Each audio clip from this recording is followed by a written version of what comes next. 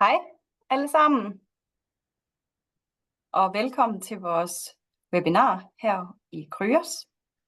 Det er mig, der skal præsentere Kryos i dag, og sammen med vores influencer, Malene Vindekilde, som er solomom, som også vil fortælle lidt om hendes rejse før, under og efter solomoderskabet. Og det glæder jeg mig rigtig meget til. Yes. Vi er mega glade for, at I deltager, og jeg håber, vi får en rigtig hyggelig team sammen. Jeg hedder Mia, og jeg er Customer Care Consultant og sygeplejerske her hos Kryos. Jeg har glædet mig helt vildt til i dag, og vi har et lille program og noget praktik, vi lige skal igennem, før vi begynder. Og det er, at jeg repræsenterer Kryos i de første 20 minutter af vores webinar. Efterfølgende er det Malene, der går på, og til sidst har vi en kort Q&A, så hvis I har nogle spørgsmål undervejs, så er I meget velkommen til at stille spørgsmålene i vores Q&A undervejs. Ingen kan se eller høre dig under det her webinar. Det er kun os talere, Malene og jeg, der er synlige og kan høres. Du kan stille anonyme spørgsmål gennem hele vores webinar i Q&A-ikonet nederst, og PowerPoint-præsentationen og optagelsen sendes efterfølgende til de, der har bekræftet deres e-mail. Webinaret slutter kl. 20.00, og har nogen af jer flere spørgsmål undervejs eller efterfølgende, må I meget gerne kontakte os. Yes. Lad os gå i gang.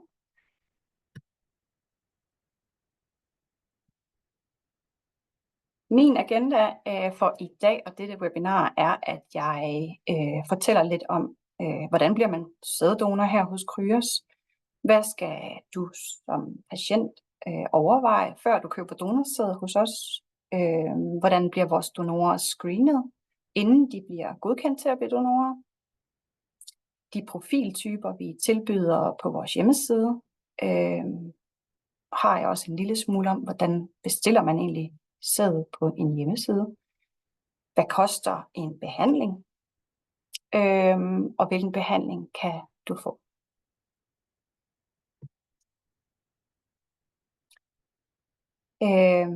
Vores sæddonorer er mellem 18 og 45 år. De er fysisk sunde og mentalt stærke. Mentalt stærke bliver de vurderet af vores psykolog, så de har en samtale igennem hele vores donor-screeningsforløb, hvor der bliver snakket om, hvad deres overvejelser er til, hvorfor de er blevet donor hos os, eller hvorfor de ønsker at blive det, og hvordan deres fremtid kan se ud, hvis de vælger at være donorer, der er åbne, hvor de kan kontaktes senere. Mere end 50% af vores sæddonorer er i et forhold, når de søger hos os. Næsten 50% har eller er i gang med en højere uddannelse. 50% har fuldtidsjobs eller er selvstændige. Og 50% af vores sæddonorer er også bloddonorer.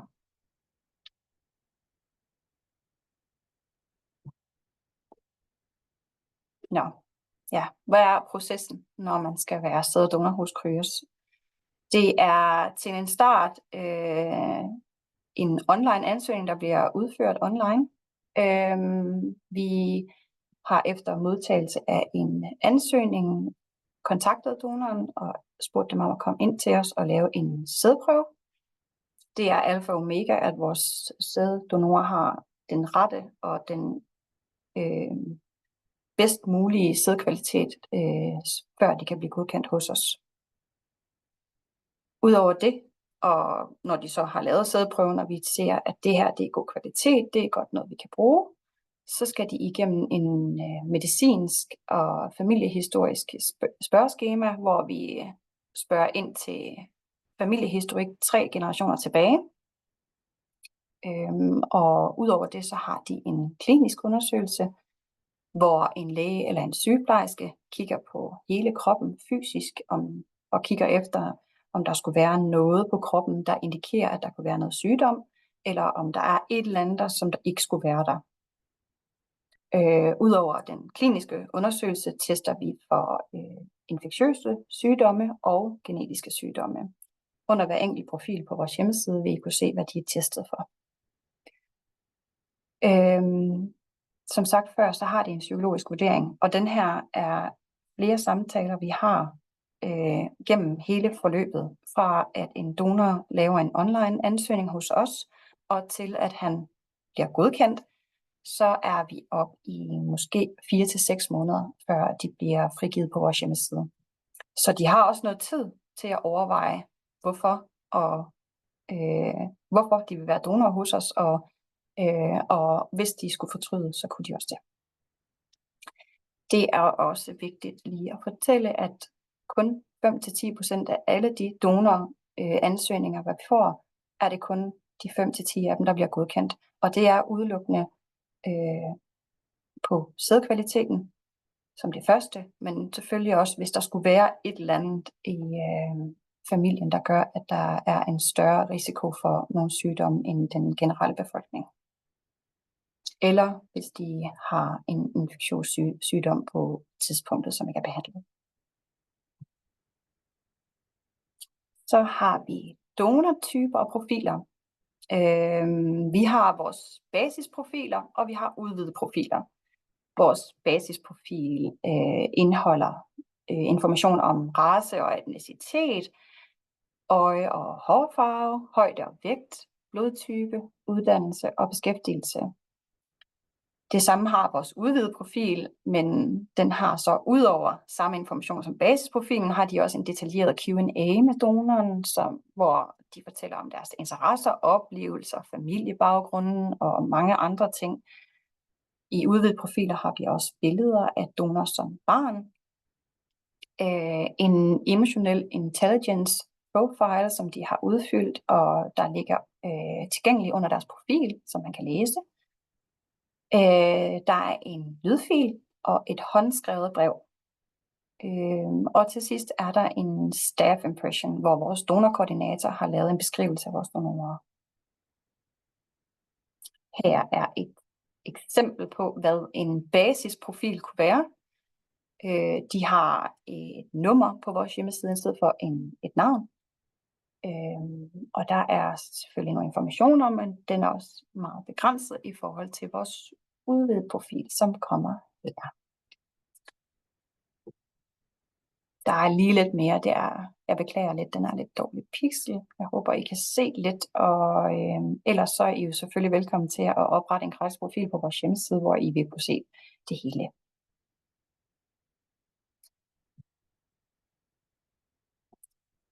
Vi har også, udover basisprofiler, så har vi også, og extended profiler, har vi også non-ideal donor og ideal donor. Det betyder, at en ideal donor har samtykket til, at et fremtidigt barn, når barnet fylder 18 år, kan kontakte Kryos. De kan få nogle private oplysninger fra donoren, der er sidst kendt adresse, fulde navn og fødselsdagsdato, så man kan søge videre efter eventuelt at komme i kontakt med donoren. Og det er det, vores ideal donor er indforstået med. De har snakket med en psykolog om, at det her det er en mulighed i fremtiden, at fremtidige donorbørn kan kontakte dem, og det er altså et begrundet samtykke. Modsat så har vi vores non-ideal donor, som ikke ønsker, at deres kontaktoplysninger bliver delt med fremtidige donorbørn. Og igen, hvis der er et eller andet undervejs, så er I meget velkommen til at stille spørgsmål deroppe. Jeg ved godt, at det er mange informationer på meget kort tid. Hvis ikke I har dem lige nu, så kan I også skrive dem ned og sende en mail til os efterfølgende.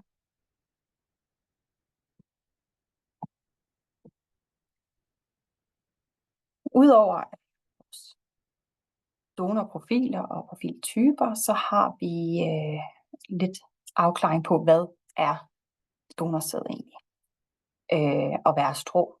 Vores sæd ligger i og bliver frosset ned i nogle meget små, ligner lidt sugerør, men det er det, vi kalder strå. Og her ligger der så forskellige kvaliteter. på vores donorsæd.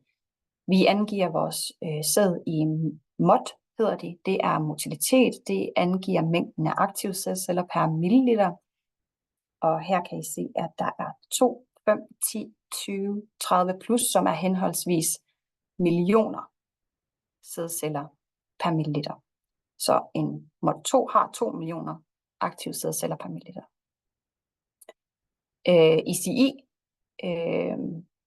angives ud over, eller IUI, ud over motiliteten, og det betyder, om det er ICI, motilitet 2, er for eksempel, det er råsæd, så det er også med de væsker, der er i et almindeligt ejakulat.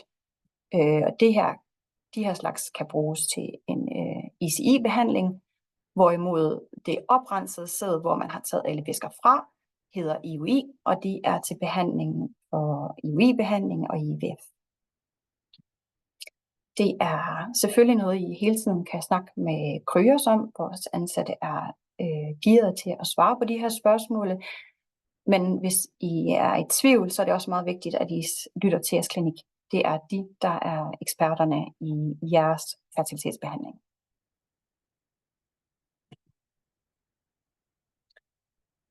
Det virker underligt, det forstår vi, at bestille donorsæd på nettet, ligesom på alle andre hjemmesider og er helt almindelig nethandel. Men det fungerer faktisk fuldstændig lige sådan. Man opretter en gratis profil på vores hjemmeside. Man filtrerer ud fra de præferencer, man nu har, og det er meget vigtigt, at man fra start af fortæller, at det er for eksempel Danmark, man skal behandles i. Du vælger den sæddonor, du godt kan lide. Vi anbefaler, at vi kan selvfølgelig også snakke mere om det og rådgive, men vi anbefaler altid, at man sidder sammen med nogen, man har kær, nogen, der kender en rigtig godt, og sidder og tænker lidt over det højt sammen. Hvad kan den her donor frem for den her? Man tilføjer så det strå, man skal bruge til sin behandling i kurven, og man går videre, betaler for det, og så tjekker man ud. Det resulterer jo så i en ordrebekræftelse, og når du har den, så er ordren godkendt. Hvis du har spørgsmål undervejs, hvis det er lidt grænseoverskridende at bestille online uden at have nogen i røret, så ring til os. Vi vil meget gerne guide jer igennem det.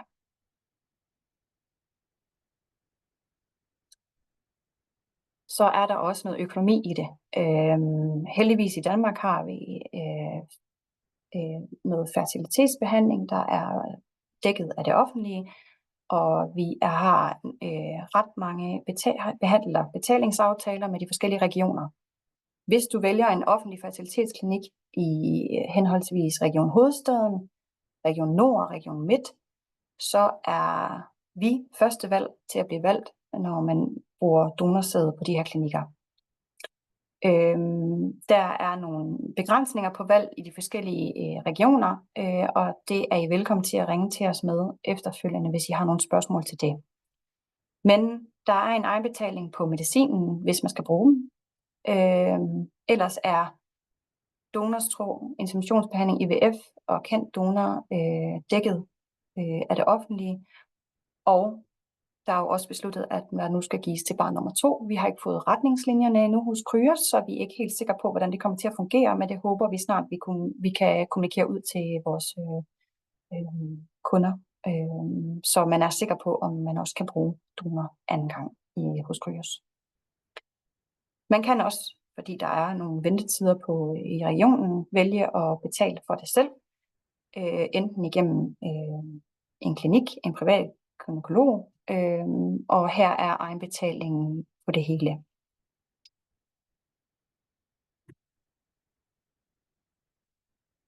Så er spørgsmålet, hvilken behandling man skal have. Man kan godt komme ind til Kryos først og tænke, hvad er der egentlig af muligheder hos mig for de donorer, jeg gerne vil bruge, før man har snakket med en klinik. Men det er også en god idé at snakke med klinikken, før man går ind på vores hjemmeside, hvis man er tæt på og skal i gang med behandling. Vi kan tilbyde igennem vores egen klinik, Kryos klinik, kan vi tilbyde ICI-behandling, som vi har i København. Der er Det er også kendt som selvinsemination. Der får du mulighed for at udføre inseminationen selv i vores lokaler ved Nørre Søgade i København. Og du kan få guiding undervejs af en sygeplejerske. Prisen er 450 euro, eksklusiv sæd, og grunden til, at vi ikke har sæd inkluderet, er, at den afhænger af, hvilken profiltype eller hvilken motilitet du vælger. I Aarhus har vi også en klinik, hvor vi tilbyder ICI-behandling, IUI og IVF. Hvis man vælger at gøre en IUI-behandling, så er det en sundhedsperson, der placerer sæden i sæden i kvindens livmor, lige omkring tidspunktet for ægløsning. Og det øger så sandsynligheden for en befrugtning. En IVF er lidt mere invasiv og også kendt som en reagensglasbehandling, hvor der er hjælp til at tage æggene ud, fertilisere dem med sæden og lægge dem op, når man har ægløsning, så at det er til en graviditet. IUI-behandling koster 750 euro, inklusiv moms, eksklusiv sæd, og en IVF koster 3.919 euro, eksklusiv sæd.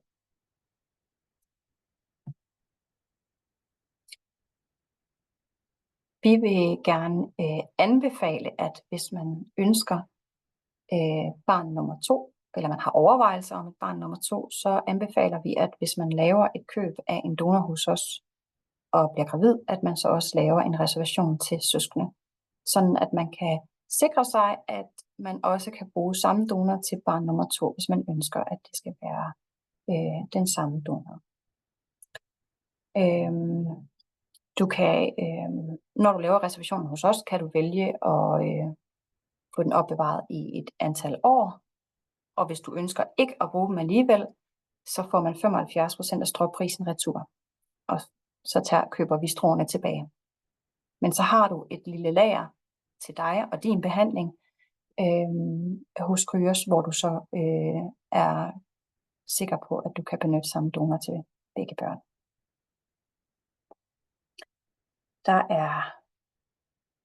Vi er lige lidt presset på tid, så jeg skynder mig lige lidt videre. I må meget gerne stille spørgsmål, og det kan jeg se, I gør alle sammen. Det er super.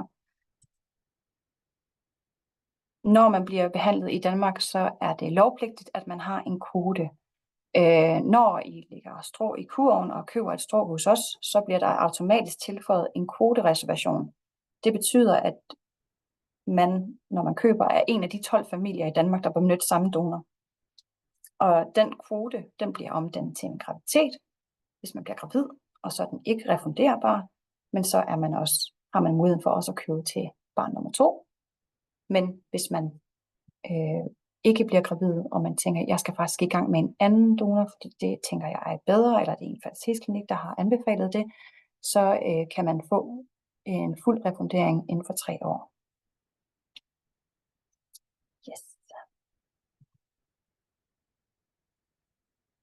Yes, det var det, jeg havde. Jeg kunne også snakke længere, og jeg håber virkelig, vi kan nå at svare på nogle af jeres mange gode spørgsmål. Kryos er her for at hjælpe jer, og for at hjælpe jer igennem jeres rejse for at blive forældre. I er velkommen til at kontakte os på dk@kryosinternational.com. Gå ind på vores profil, eller ind på vores hjemmeside, lav en gratis profil. I kan også lave et book-a-call hos os, hvor I kan vælge tidspunktet, I kan vælge sproget, og vi ringer jer op, og har vi en halv time til at snakke. Udover det, så har vi en Facebook-gruppe, der hedder Family Dreams, hvor I også kan komme ind. Så vil jeg gerne sige tak. Og så er vi videre til Malene. Så muter jeg. Så kan I høre os igen.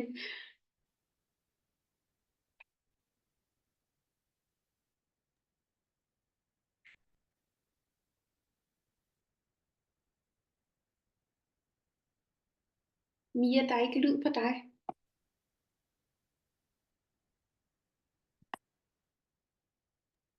Kan du høre mig nu?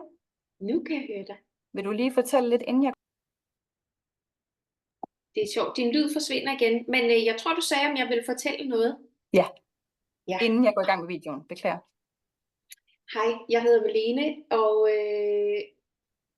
jeg er 40 år, og normalt så vil jeg ikke fortælle min alder, men lige præcis i den her sammenhæng med, at jeg skulle blive mor, så har alderen jo noget at skulle have sagt. Men jeg tænker, du må gerne gå i gang, Mia, så tager vi den derfra.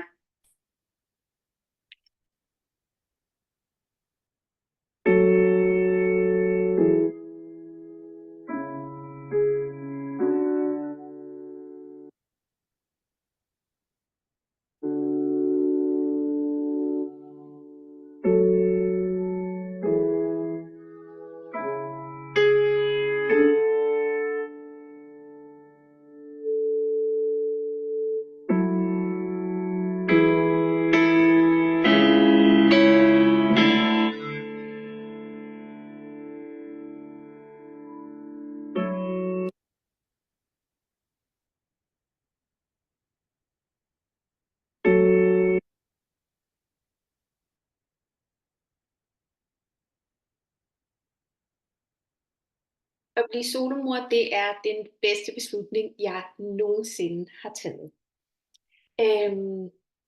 Og nu nævnte jeg, at jeg er 40 år, og normalt så vil jeg jo ikke nævne min alder, men lige i forhold til det her med at blive mor, der er det jo lidt relevant, fordi på et tidspunkt, så siger alderen jo stop, eller sætter nogle sådan ret alvorlige begrænsninger på vores mulighed for at blive mor.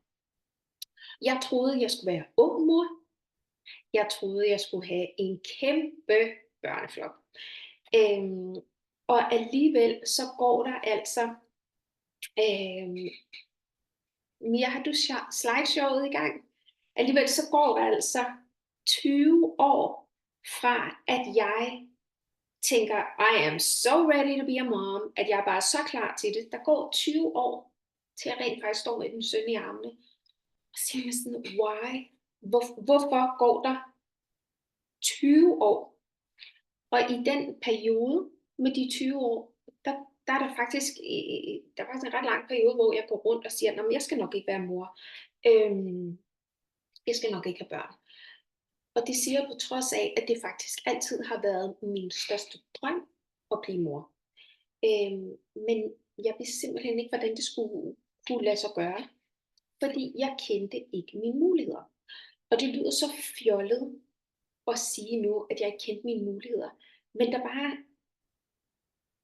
Jeg havde aldrig stødt på nogen solomøder, eller hvis jeg havde, så var det sådan noget, der virkede enormt langt væk fra min virkelighed, nogen jeg slet ikke kunne se mig selv i. Ja.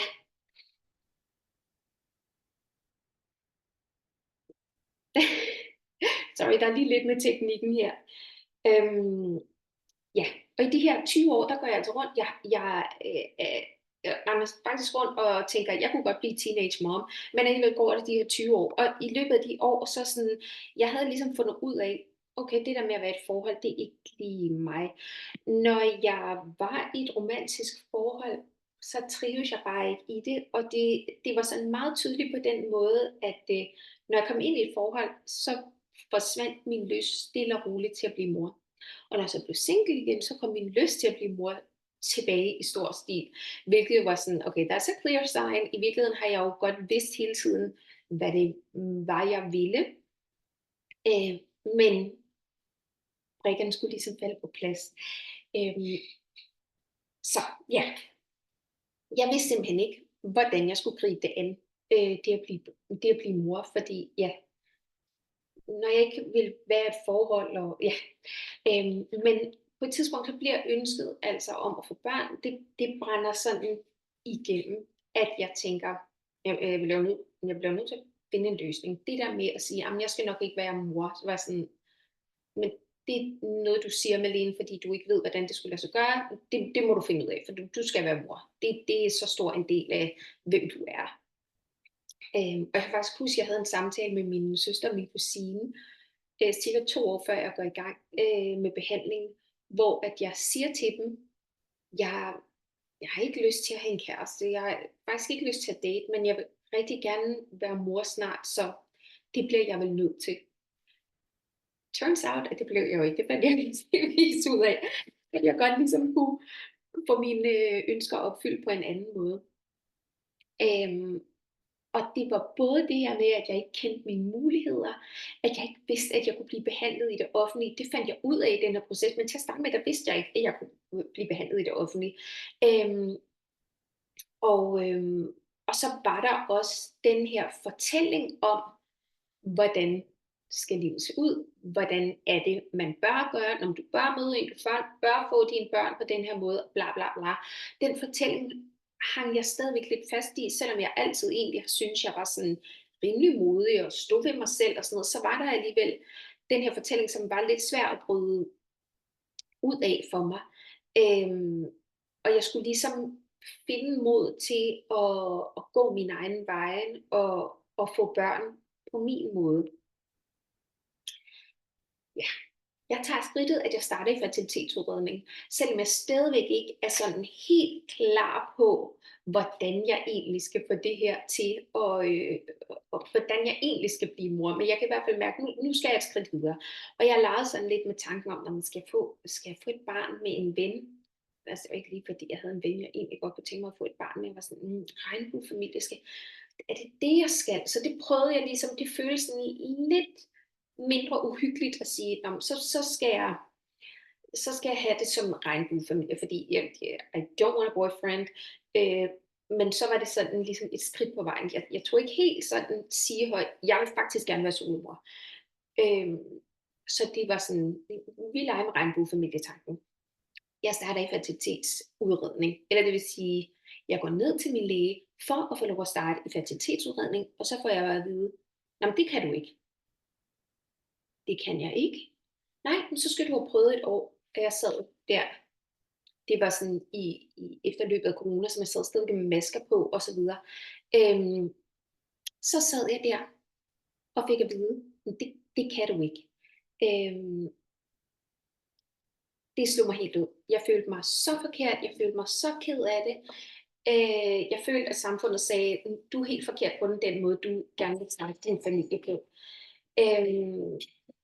Det var en rigtig dårlig oplevelse, men det var også den eneste dårlige oplevelse, jeg har haft. Men det satte alligevel nogle tanker i gang hos mig, sådan, okay, jeg fik at vide, du kan komme tilbage om 2 uger, så snakker vi lige om det, fordi jeg begyndte at græde, og hun blev sådan lidt, er det nu også helt rigtigt? Om jeg fik at vide, at jeg kunne komme tilbage om 2 uger. Hvis jeg ville være solmor, så kunne jeg godt starte i fertilitetsudredning. Så jeg gik hjem og tænkte, det skal fandme være løgn. Det skal fandme være løgn, at det bliver den her, det vil jeg ikke have siddende på mig. De skal ikke stemme mig ude. Så selvom det var en rigtig dårlig oplevelse, så gjorde det faktisk, at jeg fandt modet til at sige, så skal jeg være solmor. Så det kom jeg tilbage og sagde, og så kunne jeg ellers ligesom gå i gang. Jeg havde stadigvæk noget, der fyldte rigtig meget for mig, var den økonomiske bekymring. Og det gav mig rigtig meget usikkerhed stadigvæk. Sådan kan jeg godt klare det her alene. Men det var også på rejsen, fandt jeg ud af, at du har faktisk mulighed for at få en del støtte her i Danmark. Børnetilskud, når du får et barn alene, det kan du få fra det offentlige. I stedet for, at der er en far, så kan du få noget fra det offentlige, at du får et forhøjet fradrag, at der er institutionspladser er afhængige af din indtægt. Så alle de her ting, det var med til at give mig noget lidt mere tryghed i at gå i gang. Og så tog jeg den her virkelig alvorlige samtale med mig selv, sådan, hvad er det egentlig, der betyder noget for, når et barn får en lykkelig barndom? Er det økonomien? Er det, at de har deres eget værelse, og vi kan tage på skiferie, og vi kan alle de her ting? Nej, det var faktisk overhovedet ikke det, der betød noget i min optik. Det var tryghed, kærlighed, omsorg, og at de kan regne med deres forældre. Og det ved jeg. Jeg vil altid være der for mit barn og mine børn, at de vil kunne regne med mig. Og da jeg ligesom sådan havde haft den snak med mig selv, og var sådan, det er jo det, der betyder noget med det, det er jo det, du synes er vigtigt. Så var jeg sådan, det kan jeg sagtens. Det kan jeg sagtens give et barn alene. Jeg behøver ikke nogen andre for at give mit barn en lykkelig barndom. Og så var det ligesom om, så sagde det klik. Så er der bare noget, der faldt på plads inde i mig. Og det føles ærligt som et kæmpe power move, da jeg endelig havde taget den beslutning, og ligesom det hele klikkede. Mit selvværd voksede, og for hver skridt jeg tog, så har jeg ligesom følt, at jeg er ligesom blevet mere og mere mig selv på den her rejse. Man er selvfølgelig altid sig selv. Man kender ikke det, sådan, man finder ind til kernen af, hvem man er, og så endnu mere ved det. Sådan har den her rejse været for mig. Nå, så var det det med at vælge donor. Og der har jeg virkelig valgt det her billede af min søn Wilder, fordi dem, der siger, det er sådan lidt, så kan du bare designe din egen baby. You can't. Fordi jeg tænkte, jeg vælger en brunøjet donor ligesom mig, for det er nemme, så kommer mine børn til at se ud som mig. Og så får jeg simpelthen barnet med de mest blå øjne nogensinde. Så dem, der sidder og har idéer om designerbabyer, you can. De kommer ud, som de har lyst til at komme ud. Og jeg har fået en søn med de smukkeste blå øjne, selvom jeg var sikker på, at jeg får brunøjet babyer. Men altså, der kan genetikken godt komme om fra, så han har fået min brors øjne i stedet for. Nå, jeg starter i fertilitetsbehandling. Og der er jeg stadigvæk sådan lidt, hvad er det egentlig for noget, og hvordan er man solomor? Jeg er på min rejse, men jeg er stadigvæk sådan, jeg kender stadigvæk ikke en solomor. Og jeg er sådan, hvordan ser en solomor egentlig ud? Hvilket også lyder som sådan en skør ting at sige nu, fordi jeg går ud og kigger selv i spejlet, men hele tiden ser en solomor ud. Men fordi jeg aldrig havde mødt nogen, så var det stadigvæk sådan lidt fremmed for mig. Og meget nyt at skulle tage den her hat på, når jeg skal være solomor. Men jeg blev introduceret til et hold af kvinder. Vi er 6 kvinder, der blev præsenteret for hinanden. Jeg gik i behandling i Rigshospitalet, og de spurgte, om de havde lyst til at møde nogen, der også var i behandling. Det gjorde de, så der møder jeg de første andre solomøder. Og det var en vildt god oplevelse, fordi jeg fandt ud af, at solomøder er jo kvinder, der gerne vil være mor. Vi er jo alle kvinder, vi er jo alle typer kvinder. Men det var en virkelig god oplevelse for mig at møde de her piger, og den ene af dem er faktisk blevet en af mine allerbedste veninder. Vi mødtes her, da vi lige var startet i fertilitetsbehandling, og så endte det rent faktisk med, at vi blev gravid med 3 års mellemrum, og fik vores børn, med 5 års mellemrum. Og det var så fantastisk, at ligesom kunne få det her netværk,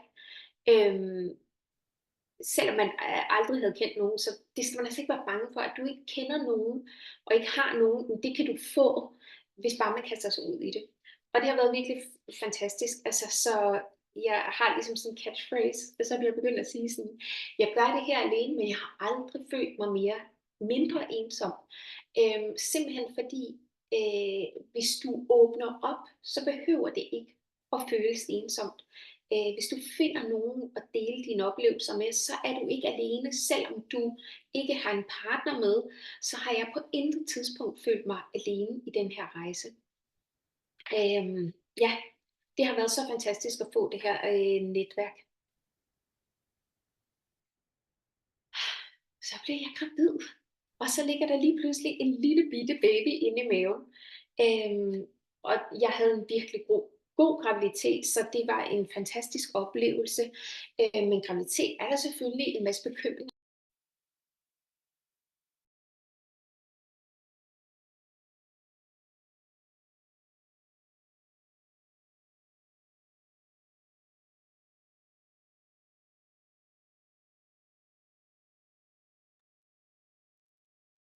Jeg tror desværre, at Malene, hun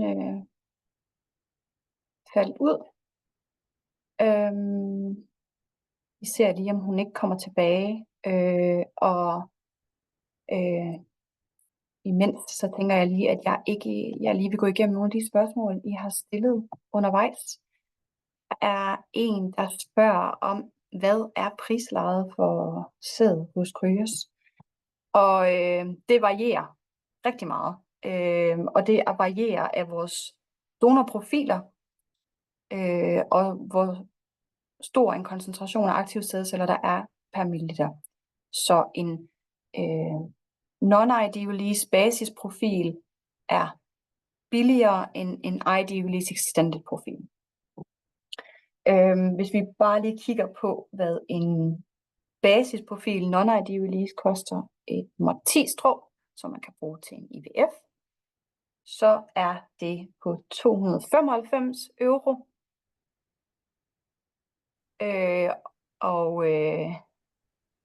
Hej Malene. Hej, kan I se mig igen? Ja, vi kan se dig igen. Godt. Jeg ved ikke lige, jeg tror vores netværk lige forsvandt. Det er helt okay. Jeg afslutter lige på det spørgsmål, jeg er ved at svare på, og så får du lige lov til at gå på igen, Malene. Det var den laveste pris, og så er der en ID Release Extended profil, som er et mod 10 også, og der er vi oppe i 1135 euro. Yes.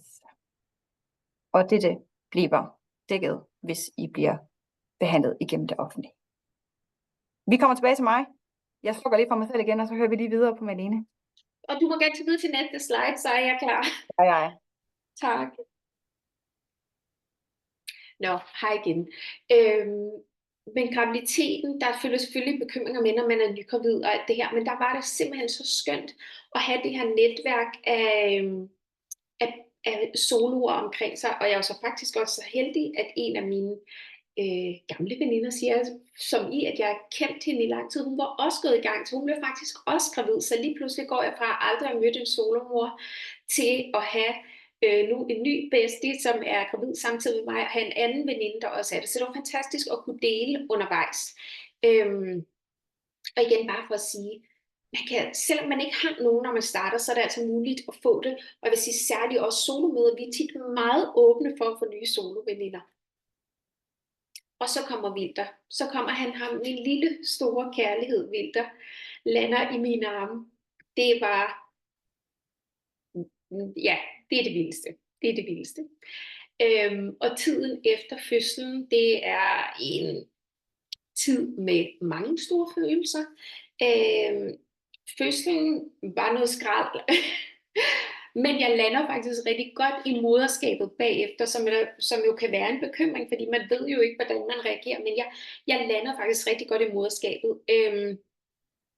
Fødslen var både smuk og svær, og der var nogle ting efterfølgende, som var rigtig hårdt, men moderskabet var bare smukt lige fra starten. Og her, hvor jeg var i den her periode, hvor der var mange hårde følelser, det var simpelthen noget med hele oplevelsen omkring det at føde, og tiden efter, at jeg ikke rigtig følte, at jeg blev passet på, og jeg blev syg og sådan noget, og så står du der og skal passe på et nyt lille menneske, og der var ikke nogen, der passede på dig, så det var meget sårbart.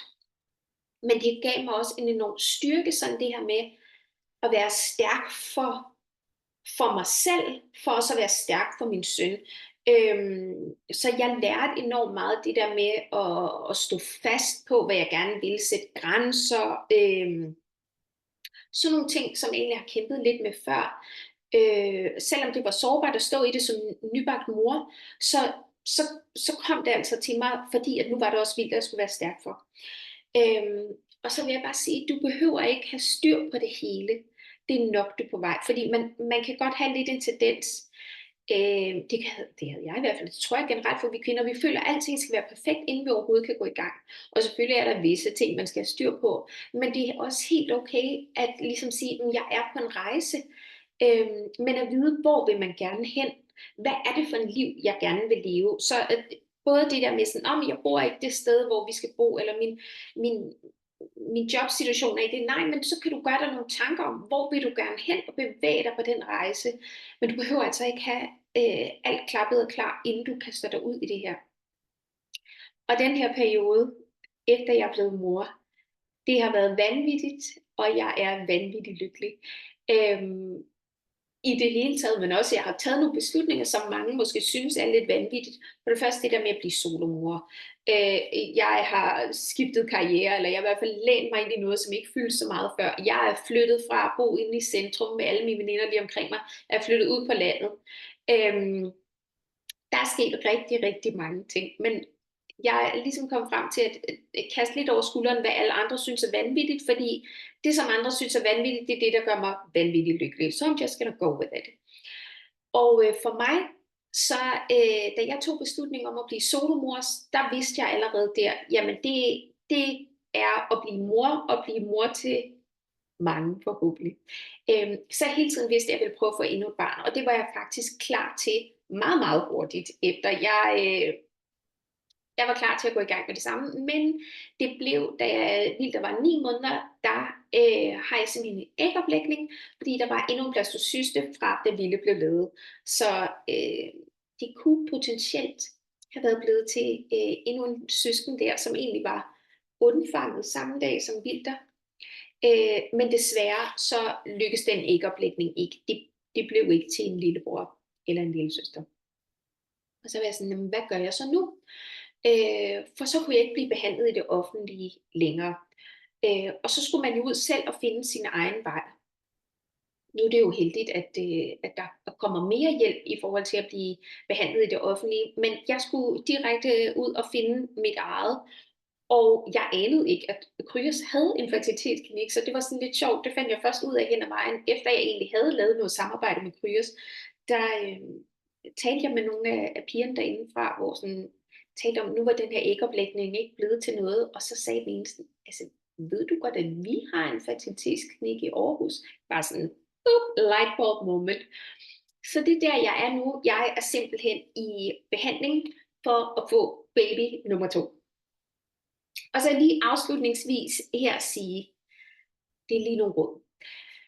Til dig, der er i tvivl om det at blive solomor er noget for dig.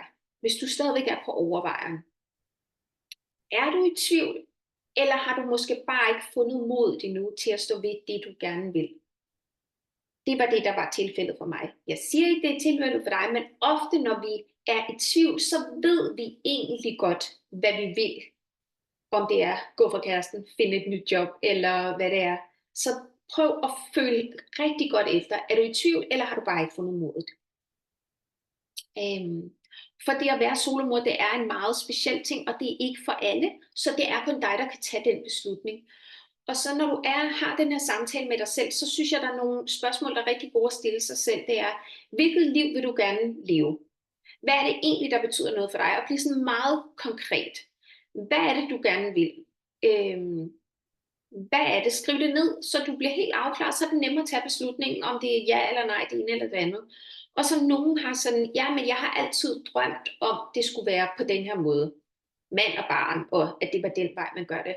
Og der plejer jeg at sige sådan, okay, men hvis det kun er det, du vil, jamen så er det at blive solomor, det er ikke noget for dig. Men nogle gange kan du måske også have en ny drøm. Hvis du altid drømte om at have et hus i Frankrig, om det var det, du havde forestillet dig, okay, men du kan få et hus i Portugal, wouldn't that be wonderful? Altså prøv at stille dig selv de her spørgsmål, for at blive afklaret med, hvad det er, du vil, så du kan tage beslutning, er det noget for mig eller ej? Hvad er det, der betyder noget for dig? Ligesom at jeg måtte tage den der snak med mig selv i forhold til økonomien og så videre. Betyder det egentlig så meget for dig? Og der er ikke noget, der er rigtigt og forkert at svare her, men bare stil dig selv helt konkret de spørgsmål og svar på dem ærligt, som om det var en samtale, du havde med en anden. Hvad gør dig lykkelig? Overvej de ting. Er det noget, du kan opfylde selv? Kunne det være noget for dig, det her? Tak. Tusind tak, Malene. Selv tak. Super dejligt, at du vil dele din historie med os. Og nu har jeg hørt den et par gange, og jeg bliver sådan lidt følelsesladet hver gang. Er den stadig god, selvom du har hørt den et par gange? Ja, den er super god. Jeg er meget begejstret. Vi har lige et lille kvarter tilbage, og jeg synes, vi skal gå igennem nogle af de spørgsmål, der er blevet stillet undervejs. Der er blevet stillet rigtig mange, så jeg har ikke mulighed for at gå igennem alle sammen. Jeg tænker lige at svare på 2 stykker nu, og så kan Malene lige kigge igennem nogle af spørgsmålene også, og se om der er nogle af dem, der er noget, hun kan svare på lige nu. Hvis ikke I får svar på jeres spørgsmål nu, er I selvfølgelig velkommen til altid at sende en mail til os, og I må gerne skrive, at emnet er webinar, solomor, så kommer spørgsmål til mig, og så skal jeg nok svare på dem. Jeg tænker, at jeg vil hellere bruge tiden på Malene, fordi hende har I ikke mulighed for at komme i kontakt med dagligt, som I kan med mig. Så jeg svarer lige hurtigt på nogle korte spørgsmål. Der er en del, der spørger i forhold til det offentlige, hvordan bliver man taget i betragtning til at komme i behandling i det offentlige, og det er noget, man skal gøre igennem sin egen læge. Man skal have en henvisning fra egen læge til at komme igennem det offentlige. Der er forskellige ventetider på de forskellige hospitaler og de forskellige regioner.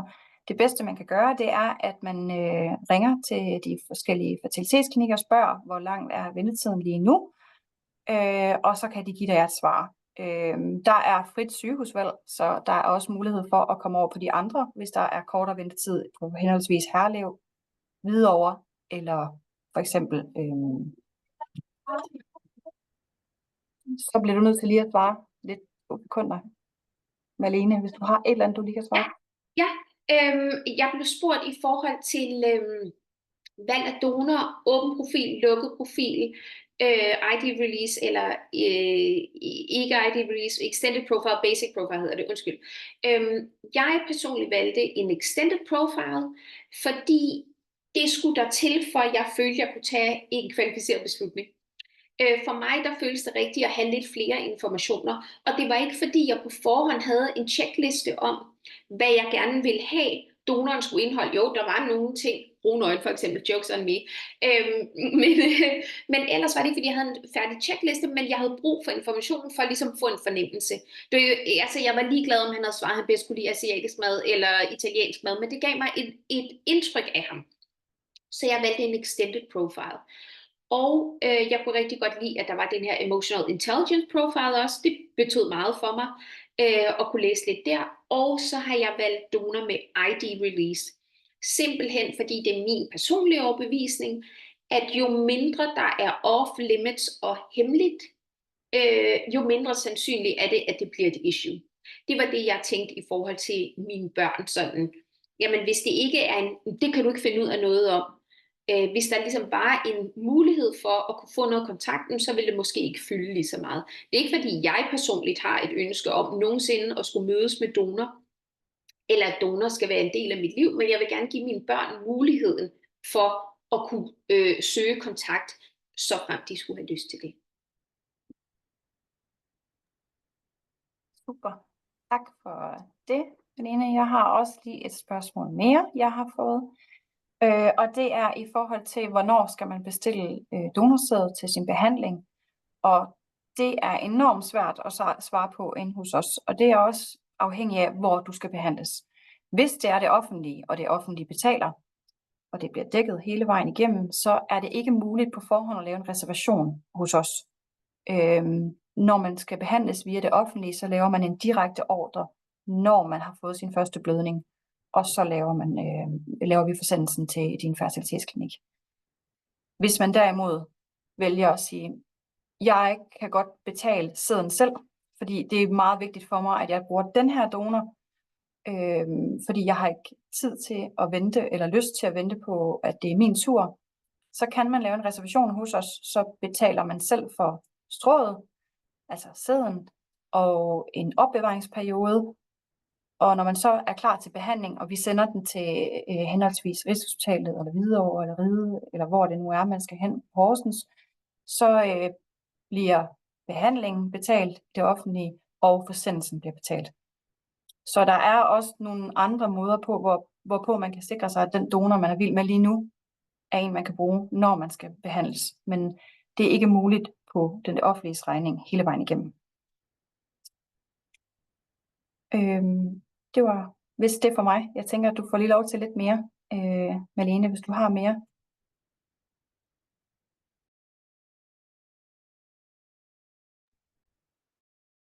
Kan du høre mig nu? Jeg vil se, at der er nogen, der har spurgt i forhold til at få formidlet kontakt. Det ved jeg ikke, om du har svaret på, mens jeg lige var offline. Men hvis man gerne ligesom vil have nogen at tale med, hvis man er i overvejelsesfasen, så jeg bare lige sige, at man kan altid skrive ind til mig også på min Instagram. Jeg hooker tit folk op med hinanden. Det er enten som er startet i behandling, eller som overvejer. Og har også en profil, der hedder solomorskab, som netop er til både dem, der er i overvejelsesfasen, og også dem, der er solomødre. Så der har vi rigtig mange, som er i overvejelsen, eller som skal til at starte behandling, der følger med. Så der kan man også blive sat op med nogen på kryds og tværs, så der kan man også bare skrive ind. Yes. Jeg har lige et spørgsmål mere, kom der lige. Og det er også rimelig simpelt, så det kan jeg godt nå at svare på. Og det er, at hvad nu hvis man er alene og har brug for at snakke med nogen, som Malene også lige svarede på, så er der de fællesskaber, der er der. Men vi har også muligheden for, at man altid kan ringe ind til os. Vi er ikke sælgere inde hos os. Vi er en customer care consultant, så vi vil rigtig gerne hjælpe jer igennem den her proces.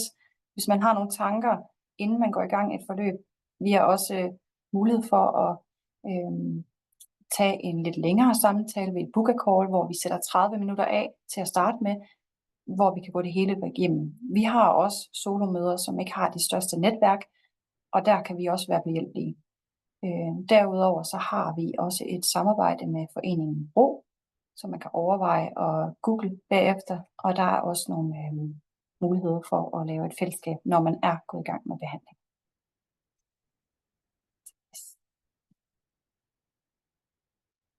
Jeg ser lige, om der er kommet lidt mere. Der er en, der spørger, hvordan sikrer jeg, at de svarer på spørgeskemaerne korrekt? Og det har vi desværre ikke nogen mulighed for at tjekke.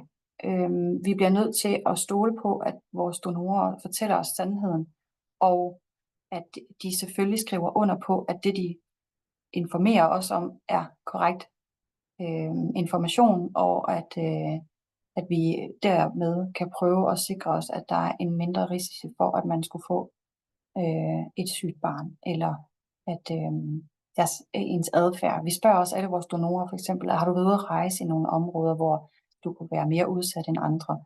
Og der bliver vi nødt til at stole på vores donorer, og der er ikke nogen mulighed for at dobbelttjekke på dem, desværre. Og både og, fordi vi vil jo også gerne kunne stole på dem, og vi håber, at vores donorer de vælger at være donorer hos os, fordi de vil hjælpe andre, og ikke fordi at de vil tjene penge, fordi de får nogle penge, men det er en kompensation, det er ikke en god løn. Så vi har motivationen, der kommer fra vores donorer, og primært så er motivationen, at de vil hjælpe andre. Det er næsten 90% af vores donorer, der vælger at blive donor for at hjælpe andre. Det er det, hvad de siger i vores spørgeskema. Der var lige et spørgsmål, hvor der stod, om jeg havde valgt en dansk donor, og af princip så er det noget, jeg ikke svarer på, men nu svarer jeg jo så på, hvorfor jeg ikke svarer på det, så det er ikke fordi, at man ikke må spørge mig om det, men jeg svarer ikke på det, simpelthen fordi, at jeg er åben om rigtig meget omkring den her proces, men mine børn, jeg siger børn, fordi jeg satser på, at der kommer flere, deres genetiske ophav, det holder jeg privat. Fordi det kommer egentlig ikke andre. Jeg forstår nysgerrigheden, så det er slet ikke det, men det kommer ikke andre ved end mig og mine børn. Så derfor svarer jeg ikke på det. Og nu har jeg selvfølgelig fortalt, at jeg valgte donor med brune øjne, haha, så fik min søn blå øjne, men det er også ligesom, det er nærmest kun det, jeg svarer på. Alt andet holder jeg privat, simpelthen fordi, at det skal være op til mine børn, hvad de har lyst til at vide, og hvad de har lyst til at fortælle andre. Så alle kommer til at vide, at mine børn, de har en mor, og de er lavet ved hjælp af en donor, men alle andre informationer, det er noget, der kun kommer dem ved, og de får det at vide løbende, som de bliver gamle nok til at forstå det, og så bliver det deres valg, hvad de har lyst til at dele.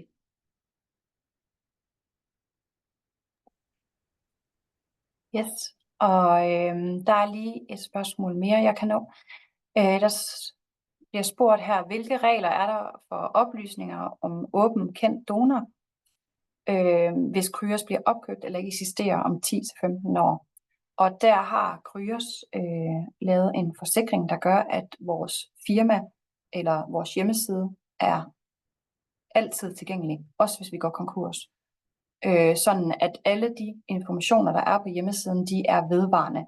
Alle vores donorer, som bliver udsolgt, som ikke længere er aktive, de vil altid være eksisterende på vores hjemmeside, sådan at fremtidige børn og patienter kan se de oplysninger, som de altid har kunne se. Der bliver spurgt åben donor, kendt donor. Der er forskel på de to. En åben donor er en ID-release donor. Det er en donor hos os. Hvor en kendt donor er, hvis man har en rigtig god ven, eller en bekendt, som gerne vil lave en donation til dig og din behandling. Det her det er også muligt Det kan man gøre på forskellige privatklinikker i Danmark. Man kan også gøre det på Rigshospitalet. Hvis I har yderligere spørgsmål i forhold til det, så vil jeg meget gerne være behjælpelig på det. Men alle oplysninger, der er på hjemmesiden, er altid tilgængelige. Og det har vi en backup på, så hvis der skulle ske noget, så er de der. Der er lige kommet et spørgsmål til, som jeg gerne vil nå at svare på. Ja. Jeg blev spurgt, om jeg har været meget afhængig af min familie for at få hjælp til at blive passet vildt. Nu når jeg er jo alene med det. Og jeg vil sige, nej, jeg har ikke en familie, der er særlig hands-on, så der har ikke været så meget hjælp at få der. Men det er en reel overvejelse, det spørgsmål går på her. Hun spørger, fordi hun er bekymret i forhold til sådan pasningsmuligheder og hjælp i hverdagen. Fordi det er svært at få tingene til at gå op, hvis du har et traditionelt arbejde, og der kun er dig til at hente og bringe, så kan det være rigtig svært at få timerne til at gå op. Jeg har jo så blandt andet af den årsag valgt at indrette mit liv på en måde, sådan så jeg er så fleksibel som muligt. Men jeg ved fra mine soloveninder, at det kan ligesom være svært at få til at gå op, hvis man ikke har nogen til at hjælpe. Men der er det, jeg vil sige, hvis du ikke har din familie, der er det igen, at det med solonetværket er guld værd. Jeg havde jo faktisk aftalt med mine 2 soloveninder, som også boede i København, at vi skulle lave sådan noget, hver anden tirsdag, der har vi vagten hos hinanden.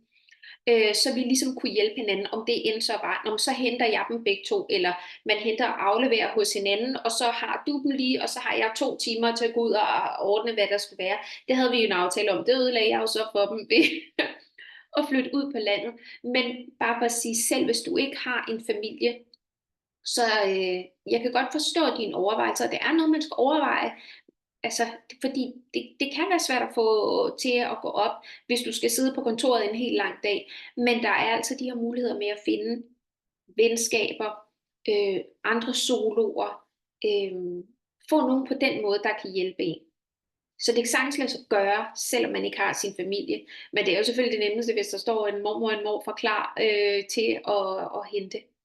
Så du skal ikke fortvivle. Det kan godt lade sig gøre at få noget hjælp på en anden måde. Men man skal være opsøgende. Yes. Og nu er klokken passeret 8, og jeg vil sige tusind tak til dig, Malene. Selv tak. Du vil være med. Det har været informativt. Det håber jeg også, at I føler derude på den anden side af skærmene. Efter vi stopper lige om lidt, så får I en mail både med den her optagelse og med PowerPoint-showet. Og hvis nogen af jer, som sagt, har nogle spørgsmål, så er I velkommen til at kontakte os. Og så håber jeg, I får en rigtig god aften, og jeg håber, at vi i Kryos kan være en del af jeres plan fremadrettet. Og så vil jeg sige tak. Farvel. Hej hej.